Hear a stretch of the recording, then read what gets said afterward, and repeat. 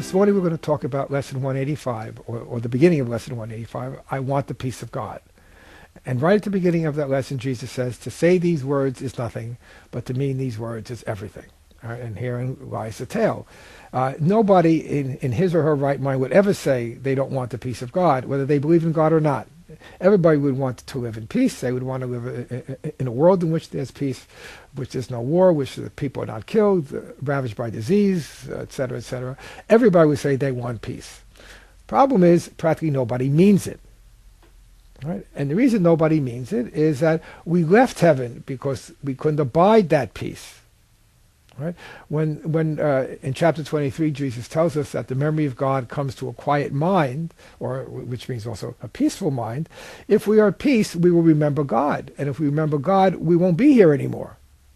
If we remember God, we remember who we are as Christ. And in that state of perfect love and perfect oneness, there is no room for our individuality, our separate self, our special self.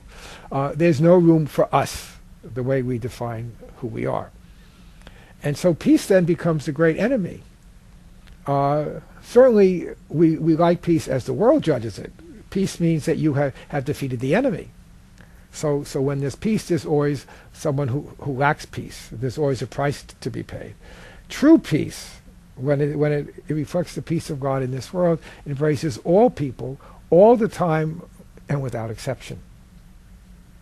So when Jesus says to say these words is nothing, to mean these words is everything, he is speaking a profound truth there. That he's really trying to tell us. In fact, the whole course is really trying to point out to us our profound identification with the ego thought system. The problem is we don't think it's the ego thought system. We think it's reality. We think there's a world here. We think there are bodies here. We think there are laws that hold here, as lesson 76 kind of gently pokes fun at. We think that there are laws of relationships where there's a winner and there's a loser. There's a sense of sacrifice. If I want something, I have to give up something in order to get it. On and on and on. And these are the laws that define our world, and this is what we identify with. And we don't want to give that up, because if we give that up, it means we give up our identity and ourself. It means we give up our problems. It gives up our past history of abuse and victimization, sets of injustice, all of which go in to define us. But in the presence of the peace of God, all this disappears. And so we need to erect defenses against this peace. In the section in the teacher's manual, What is the Peace of God?, Jesus talks about how anger is like a veil that falls across this peace, which means whenever we are threatened by peace, remember, peace means, again, the end of the ego thought system, which means the end of our identity with the ego thought system. Anytime we're threatened, we have to erect a defense against it. And so anger is a major form of defense. So we could rename lesson 136 and say anger is a defense against the truth. And we could extend that further. Specialness is a defense against the truth. And we could say specialness and anger, anxiety, fear, depression, sickness are all defenses against this peace, which of course would be the truth.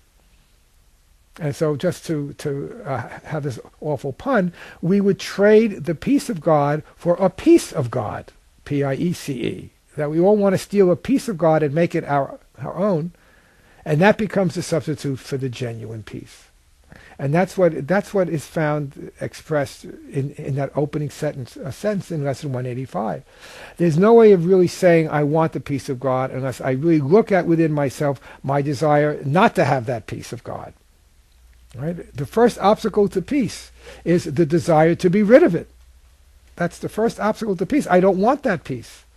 Again, that's what the beginning of lesson 185 is telling us, that we really need to look at with Jesus as our teacher. We look at the fact that we don't want his peace. We don't want his course.